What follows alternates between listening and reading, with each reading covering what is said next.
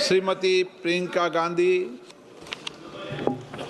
Sir, this is regarding the highway between Chandigarh and Simla, which has very similar issues as the honourable member raised, except that in many places it seems like the retaining wall is so low that those are the very places where the landslide is taking place.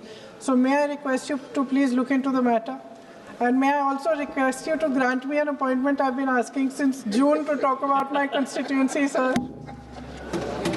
Madam, आज question our के बाद आप आ जाइए, कभी भी आइए, मेरा दरवाज़ा हर समय खुला रहता है, अपॉइंटमेंट लेने की भी ज़रूरत नहीं होती, आप कभी आइए। ये जो कह रही है चंडीगढ़ से शिमला तक, मनाली तक या शिमला तक, तो ये वहाँ भी प्रॉब्लम वही है कि हिमालयन टेरिन में सब जगह यही समस्या है और हमने कॉन्ट्रैक्टर भी उसमें से निकल गए हैं। जो स्लोप प्रोटेक्शन है इसके ऊपर हमने स्विट्ज़रलैंड के साथ एक MOU किया है और ये जो बार बार लैंडस्लाइड्स हो रहा है हिमाचल में, तो उसके ऊपर 84 लोकेशन जैसे ब्लैक स्पॉट होती है वैसे ये आइडेंटिफाई की है और उसके लिए स्पेशल टेक्नोलॉजी का उपयोग करके हम उसको काम कर रहे हैं ताकि लैंडस्लाइड्स भी नहीं होगी, धोखा नहीं होगा। और ये काम अभी स्टार्ट भी हुआ है और इसको टाइम होगा। पर हिमालयन टेरिन में, पूरे हिमालय में, मेरा ये समझ था जब मैं कभी दिल्ली नहीं आया था तो हिमालय में पहाड़ पत्थर, पर जब मैं देखता हूँ तो हिमालय मिट्टी है, तो वहाँ लगातार लैंडस्लाइड्स हो रहे हैं। पर ये जो हमने स्विट्ज़रलैंड के और बाकी नई टेक्नोलॉजी लाई है, इससे 84 लोकेशंस हमने हिमाचल प्रदेश में आइडेंटिफाई किए हैं और उसको काम शुरू किया है। उसके बाद ये समस्या नहीं रहेगी। और चंडीगढ़ से मनाली ये करीब बहुत कम, मुझे अभी एग्जैक्टली याद नहीं, पर 3.5 घंटे में आप पहुँच जाएंगे। काफ़ी टनल्स भी बन गई, रोड भी बन गए और मामला काफ़ी अच्छा हो गया है। Question number 266 C Ziaur Rahman. Sir, question number 266. Sir, the answer has been placed on the table of the House. Yeah. Supplementary, please. सदस्य। माननीय सभापति जी, मैं आपके माध्यम से माननीय मंत्री जी से पूछना चाहता हूं कि उड़ान योजना के तहत इस समय वर्तमान में जो नज़दीकी एयरपोर्ट हैं, दिल्ली, लखनऊ, जयपुर, देहरादून, चंडीगढ़, आगरा, वाराणसी जैसे नज़दीकी एयरपोर्ट के बीच जो संचालित छोटी दूरी की उड़ानें हैं, वहाँ 4,000 से लेकर 10,000 उससे ज़्यादा तक किराया लिया जा रहा है। क्या सरकार इस पर कोई नियंत्रण करने की योजना है? और जैसा कि हमने अभी देखा, इंडिगो के क्राइसिस से पूरे देश के अंदर तमाम नागरिक को परेशान हुए और जो कंपनीज हैं उन्होंने लगातार जब भी ऐसी कोई आपदा आती है देश के अंदर तो अपने किराए में बेशुमार बढ़ोतरी कर लेती हैं। क्या आपकी कोई ऐसी उनके ऊपर नियंत्रण करने की कोई है? नहीं तो लगातार जिस तरह से नागरिक परेशान होते हैं और किराए के अंदर कई 10-10, 20-20, 50-50 हज़ार तक उनसे वसूला जाता है, उस पर आपने क्या कदम उठा रहे हैं, इसकी चीज़ का मैं जानना चाहता हूँ। सभापति महोदय, ये एयरफेयर्स की जो चर्चा पहले भी हुई थी, उस समय भी मैंने इसका समाधान दिया था। कभी भी कोई एक्स्ट्रा ऑर्डिनरी सर्कमस्टांसेस इस तरह के होते हैं, जिस तरह से अपॉर्चुनिटिस्टिक प्राइसिंग पे एयरलाइंस खुद पड़ती है, तो उस समय केंद्र सरकार उसके ऊपर नियंत्रण करने के लिए सारे कदम उठाएं।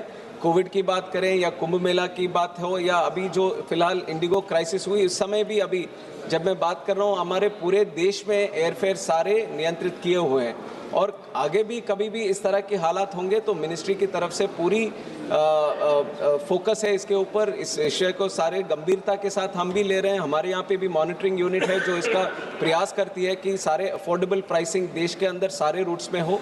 और जो कम दूरी वाला है, ये उड़ान के तहत ये जो अनसर्व्ड या अंडरसर्व्ड जो एयरपोर्ट्स हैं वहाँ पे उड़ान की जो रूटें चलती हैं, तो वहाँ पे उड़ान के तहत कैपिंग ज़रूर होता है। तो इस तरह के संभावना आगे होना नहीं चाहिए। माननीय सदस्यगण, प्रश्नकाल का समाप्त हुआ है। माननीय सदस्यगण, माननीय अध्यक्ष को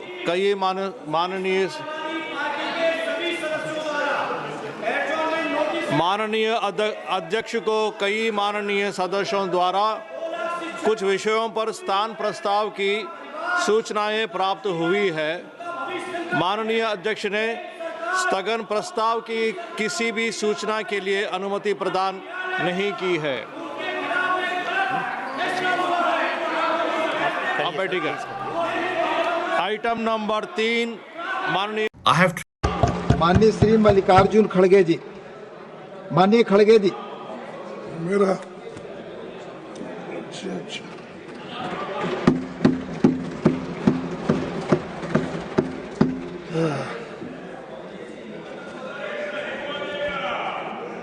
यस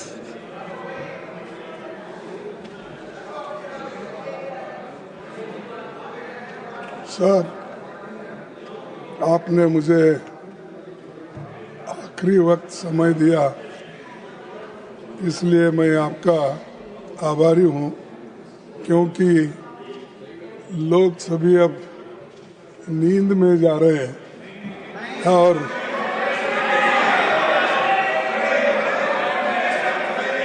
आपको सुनने के लिए उत्सुक हैं नहीं, लोग। ठीक है, नहीं तो कम से कम मोदी जी उनको बोले हैं तुम जागते रहो, तो जब हम बात करते हैं तुम जागते रहो, ठीक है। तो सर, मैं चंद बातें आपके सामने इसलिए रखना चाहता हूं, ये बहुत बड़ा इम्पोर्टेंट कानून है, एक्ट है। इसको हम लाइटर इसमें नहीं लेना चाहिए, क्योंकि ये गरीबों से संबंधित कानून है और इसके साथ छेड़छाड़ करना अच्छा नहीं। इसीलिए मैं ये कहूँगा कि आप लोग इसको जो एक नया कानून लाकर पुराने कानून के खिलाफ जो काम कर रहे हैं, ये अच्छा नहीं, और लोग आपको सड़कों पे फिरने नहीं देंगे। सर, 204 और 14 के बीच भारत की जनता को अधिकार संपन्न बनाने वाले कई ऐतिहासिक अधिकार मिले और कानून इसी संसद में बने थे। राइट टू इंफॉर्मेशन, हमारा राइट टू इंफॉर्मेशन ये एक हक है, ये राइट है। राइट टू इंफॉर्मेशन हमने दिया था, राइट टू एजुकेशन हमने दिया था, ये सब राइट्स है। और फॉरेस्ट राइट्स एक्ट हमने दिया था, उसी के साथ फूड सिक्योरिटी एक्ट हमने दिया था, लैंड एक्विजिशन एक्ट हमने दिया था, और अरे नया लैंड एक्विजिशन एक्ट था, और इसमें मनरेगा ये प्रमुख एक्ट है। और मनरेगा ये प्रमुख एक्ट रहने से ये तो 11 साल में कोई ऐसा कानून आप नहीं बना सके। जो मैंने बोला कितने राइट्स हमने लोगों को दिया, गरीबों को दिया, बताओ आप एक कानून तो ऐसा गरीबों के फेवर में दिए हैं, राइट दिए हैं। जो राइट है वो छीन ले रहे। अब ये देखिए, ये कानून डायरेक्टिव प्रिंसिपल आर्टिकल 41 से बना हुआ है। आर्टिकल 41 क्या कहता है? ये कहता है right to work, to education and public assistance in certain cases the state shall within the limits of its economic capacity and development make a effective provision for securing the right to work, to education and public assistance in case of unemployment, old age, sickness, disablement and in other cases of undeserved want. So ये क्यों लाए गए? क्योंकि ये fundamental rights में उस वक्त नहीं डाल सके। लोग बहुत अपोज करे, इसको पैसे बहुत होना पड़ता है, इसीलिए इसको नहीं माने। तब डॉक्टर बाबा साहब अम्बेडकर ने ये सोचा और अपने दूसरे कॉन्स्टिट्यूंट असेंबली के मेंबर से भी ये बातचीत की, कम से कम ये डायरेक्टिव प्रिंसिपल्स में अगर आप डालें और डायरेक्टिव प्रिंसिपल्स के तहत वो कानून बना सके हर स्टेट में वेलफेयर के लिए, तो उन्होंने ये डायरेक्टिव प्रिंसिपल का चैप्टर ऐड किया गया उस वक्त और इसको सब सम्मति से लिया गया। बेस्ड ऑन दिस ये नरेगा स्कीम लाया गया गरीबों के पेट भरने के लिए।